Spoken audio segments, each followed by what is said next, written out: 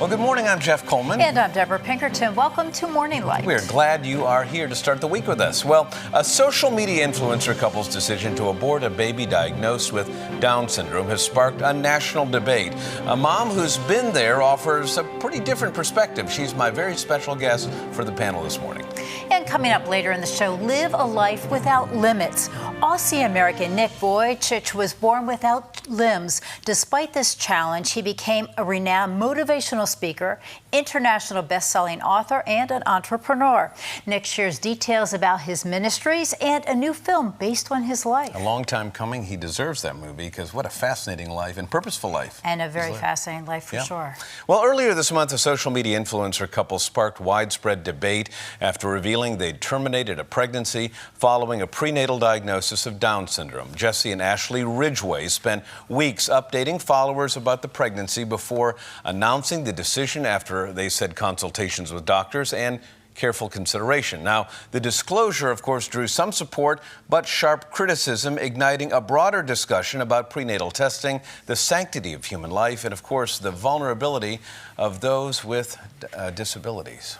And here are some sobering statistics. Nearly 100% of Down syndrome pregnancies in Iceland are terminated. In Denmark, 98% and 90% in the Netherlands. These countries have some of the lowest rates of babies born with Down syndrome, and it's largely the result of prenatal testing. While supporters call it reproductive choice, pro-life advocates see it as a way of eliminating an entire community. I mean, what the key word there is born with Down syndrome. I mean, we're looking at birth rates and not looking at solving any problem at all. Well, disability rights advocate Steph Hubach is the parent of an adult son with Down syndrome. She appeared with Tim on our program back in March to discuss World Down Syndrome Day. You remember that. Steph says our culture too often sees disability as something to prevent or eliminate rather than people to know and love. She believes every person bears the image of God, regardless of ability. And families and churches are stronger, she says, when they welcome those the world too often overlooks. She joins me today for a special one-on-one conversation, offering hope to couples facing the fear of a prenatal diagnosis of Down syndrome. Steph, I'm so honored that you're here this morning. It's great to be here, Jeff. How's Tim? Thank you. Tim's doing great. We just got back from a trip to Alaska that we took with 4 other families who all have adults with Down syndrome. So it was quite the adventure. Traveling has got to be, it feels like a lot of fun. Yes. When, in that case, yeah. Yes, yes. So when you see headlines like this, and I know you were away when the big story hit, which is for about 24 hours, the world was talking about this couple who had been posting just like any other couple, images of ultrasounds and the journey of the pregnancy, and then opted for prenatal testing, and that prenatal testing revealed an anomaly, high potential for Down syndrome, which we know isn't 100%. But when you hear that, what is your immediate reaction? Because the social media reaction, the snap judgment, was kind of harsh. I mean, really angry, and this couple was in the fire for a while, and then certainly they had some supporters. But what should the response be? How do you respond to that?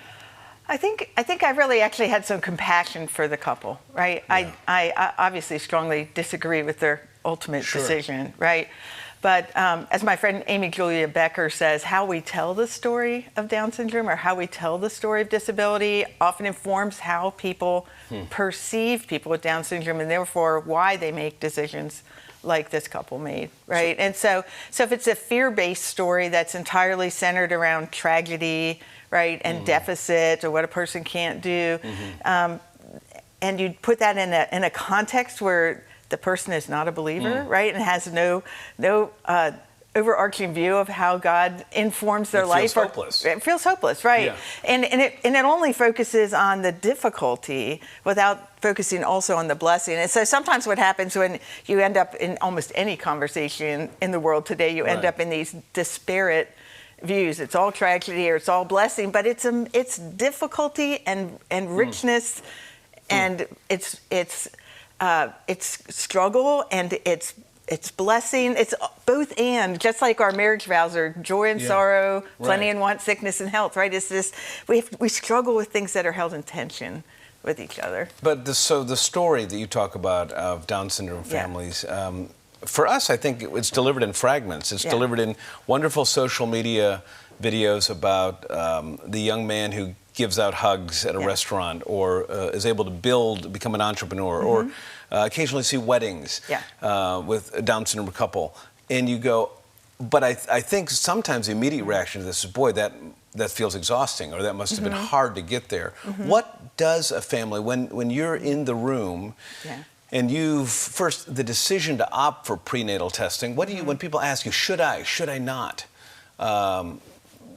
No, shouldn't I know what I'm getting into? And then how do you kind of inform your reaction, your gut reaction to that? I think it's a personal choice of whether people have testing or not. I did not. Personally, I chose not to have it because I already knew what my decision would be, regardless of what the information, which was to choose life, right? And there are some people who, by personality, may feel like they function better, they're planners. I've seen often that actually just creates a lot of anxiety and uncertainty. It's a whole different world to hold that baby in your arms, right, when they're born, than to think of them in the abstract, especially if the narrative that you're receiving is largely one of difficulty, without the counterbalancing blessing, right? That's also part of the story, right? And a larger, I would say, a larger part of the story. So what are who are the voices that you want? Let's say from the pro-life community. How do you interject that level of grace and compassion into the argument without sounding like you're preaching, at the same time offering strong guidance to people at that decision, so it isn't just let's pull the curtain between you and the doctor, and let's have some other voices in. I think it's really looking at what is it that makes human beings valuable at all, right? Regardless of a diagnosis or a genetic structure, right? And as believers, we believe it's because we're created in God's image, right? And what does that mean? That means that we are.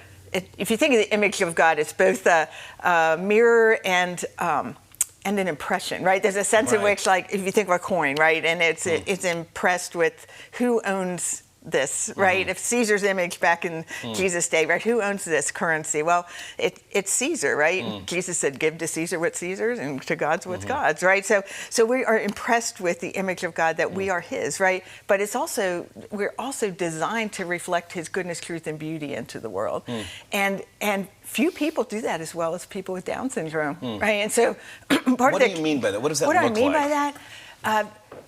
My son with Down syndrome has an ability to love unconditionally in a way that most typical people with 46 chromosomes do not, right? He is very...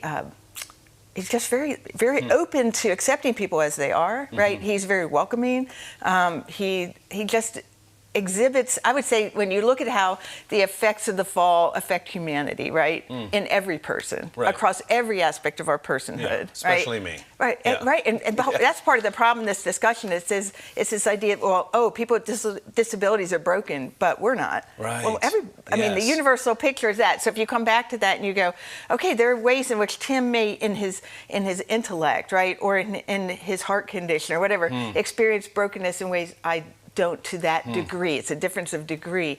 He also experiences a greater wholeness, right, spiritually, right? And I would say in many ways relationally than I do, right? And so we have that we're cherry picking, right? Because we want to get to the point as people who identify as Jesus followers, where we are not putting those judgment filters on, to have the gift of not viewing people with all of those same stops seems remarkable. You know, Amy Julia Becker wrote an article recently in response to this, and she had a great summary at the end. She was saying, in our humanity in general, right, what do we share? Being limited, right? Being vulnerable, being gifted, and being beloved by God, right? That's the story of people with Down syndrome, and that's your story, my story, right? We need to find the common ground of saying this is the story of humanity, right? And and out of this story, we can have this conversation, right? So I can hear people saying, but I don't want to think that deeply about it. You're overthinking this, Steph. You're thinking this through this theological lens. I don't even know if I believe in God or not. I don't know that He has some plan for my life.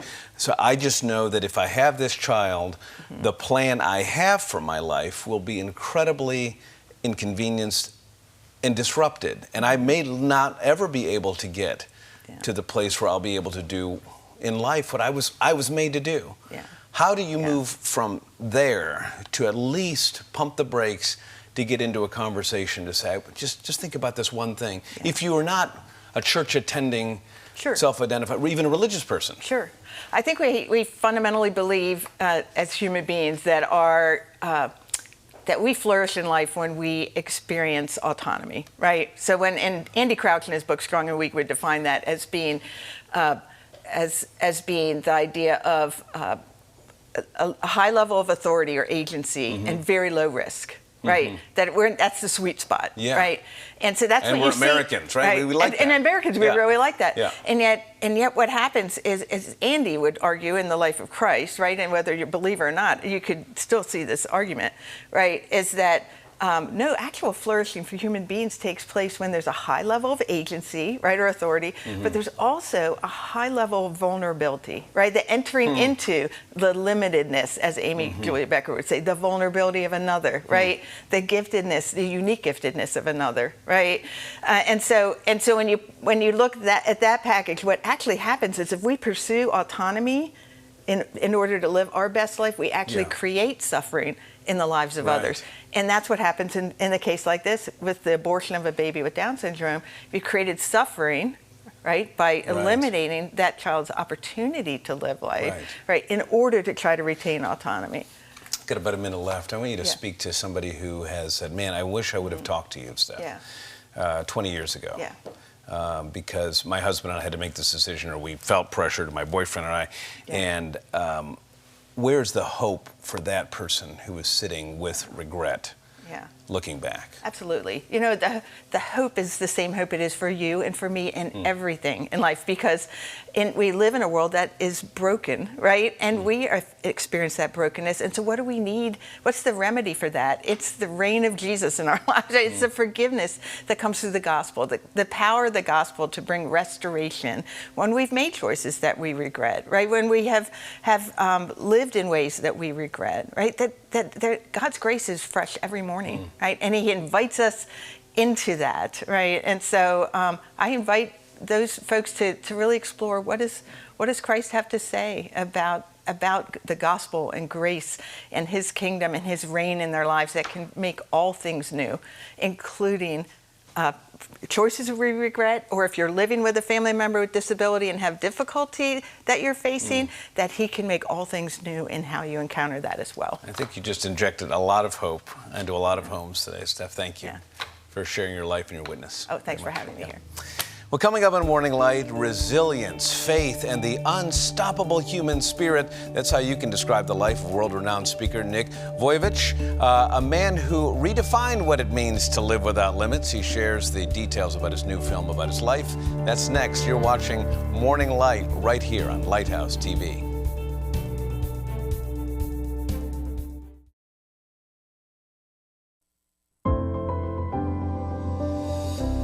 Welcome back. Nick Vujicic has faced unimaginable challenges in his life. He was born without limbs, but his life has proven to be limitless.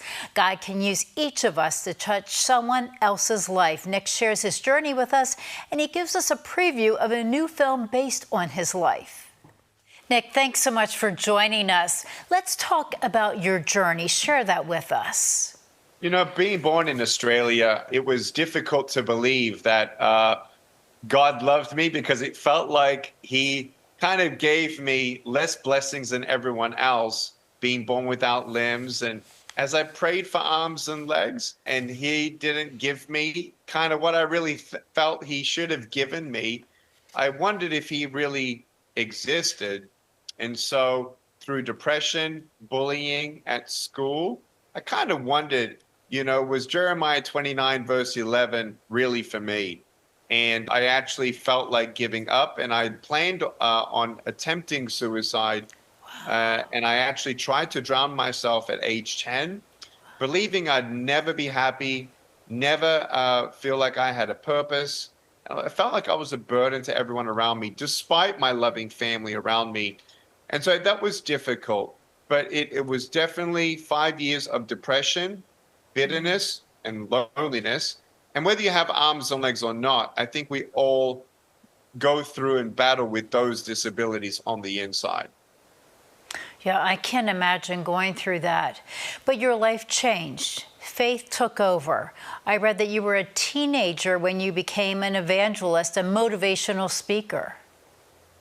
That's correct. At age 13, I realized I have a choice, either to be angry for what I don't have or be thankful for what I do have. And at age 15, I read John chapter 9, a man was born blind, and no one knew why he was born that way. And Jesus said it was done so that the works of God would be revealed through him. And I realized, wow, God, if you got a plan for a blind man, you got a plan for me.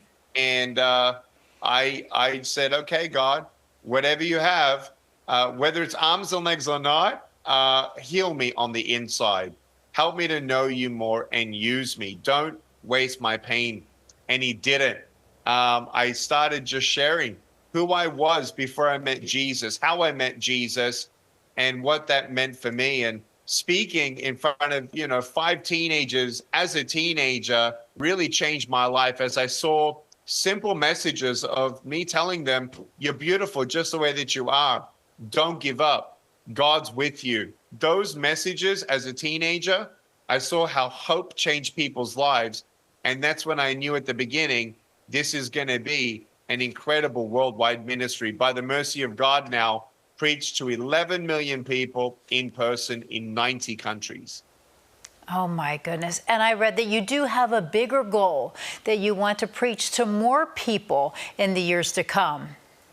Yeah, in 2023, we really felt the Lord call us to go back internationally, where there are very big doors open still for us to preach the gospel on national television. So in the month of May, I was just in Kenya, Uganda, Namibia, and Zambia, and met the 38th vice president that I've met. But then getting to preach the gospel on national television and live stream platforms, and we were able to reach 50 million people in just under 2 weeks in those 4 countries. And nickvministries.org shows you a 20-minute short film about our ministry activities, and where we're going is from 2023 to about 2029, we're preaching the gospel, God willing, to a further 1 billion people. So we just crossed over the 1 billion mark, and we've got another 750 million to go to over the next 6 or 8 years. And certainly that is such a wonderful goal. Let's talk about the different ministries that you have started. Yeah, by the grace of God, we have now affiliate ministries of student ministries such as Champions of Honor. We're so glad with that partnership. We did have a prison ministry that actually reached 26,000 inmates with the gospel, and they gave their life to Jesus. 26,000 salvations in America. We're so glad for that. And also Hope for the Heart. We had a counseling ministry that was a joint venture affiliate effort with Hope for the Heart, with June Hunt and her team. And we were hoping that churches would get a certification for one-on-one counseling and all those materials and all of that Champions for the Brokenhearted series. Go check out Hope for the Heart Ministries there for sure. With all these ministries, what is the goal? What is the main message you want to make these people realize? I want everyone to understand that if God can use a man without arms and legs to be his hands and feet, then God can use any willing heart. And it's not about what we've gone through and comparing each other's sufferings. It's understanding that you can pray for a physical miracle, but when you don't get a miracle, sometimes God can still use you to be a miracle for someone else. And that was his plan all along. It's not to say not to pray for your miracles. I have pairs of shoes in my closet in case God gives me limbs, but to also have a life of surrender is a life of peace. That doesn't mean that Nick doesn't get, sad anymore, or depressed anymore, or anxious anymore. I still go through all those things, but to know that God is building us and can use us. And that's the point of this whole film. No Limbs, No Limits isn't about what Nick's done or what even God's done through Nick. It's about what God can do through all of us if we give him our broken pieces and our yes and faith steps one day at a time. Yeah, Nick, as you mentioned, a movie will be released that shares your journey. That's going to be released in September. Let's take a look. Wake up, boys. Oh, there's Nicholas. Did you have a good sleep?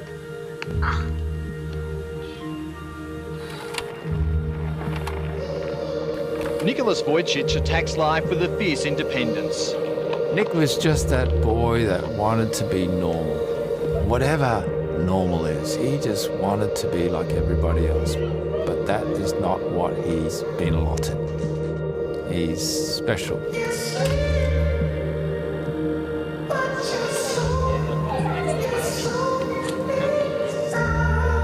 It was a normal family. Yeah. Where are you, Nick?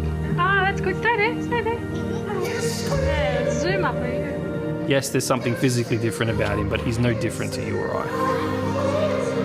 I think at that stage of my life, I was almost expecting that I would never get an answer.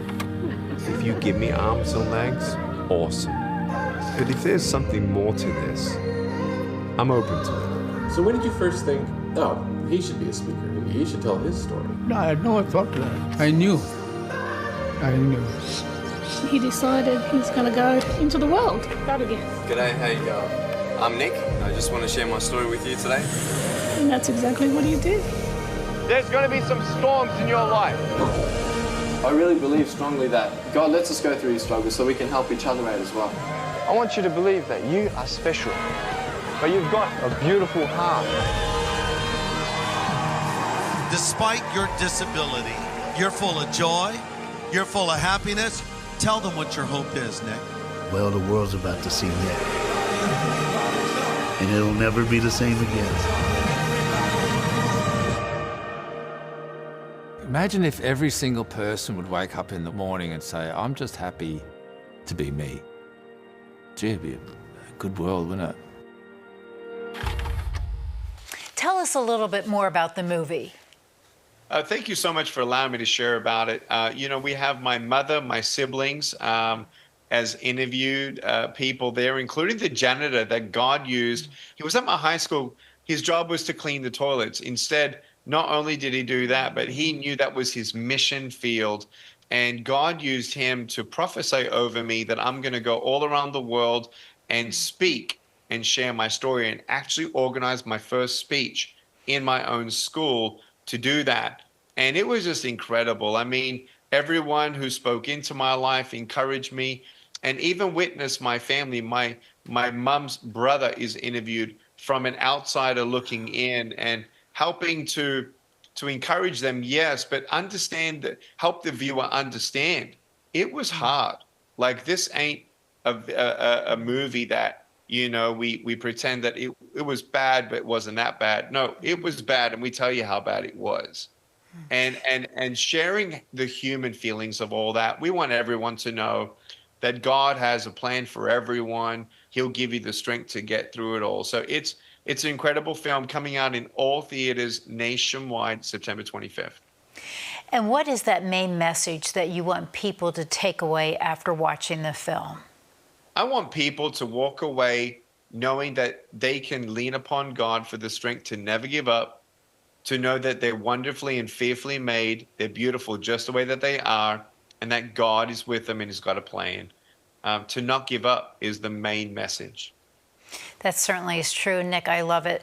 God does have a plan for each and every one of us, and we just have to listen. Thank you so much for joining us. Thank you for having me.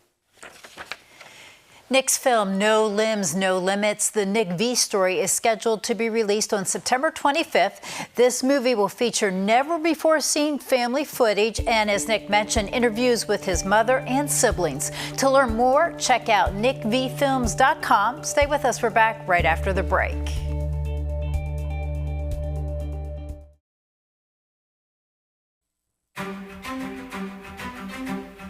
Welcome that coming up tomorrow on Morning Light. Friends in Action International partners through construction projects and mission service to help share the gospel with the unreached. The Chief Operation Officer is here. Plus, you will hear from the person who coordinates these mission trips and makes sure everything goes smoothly.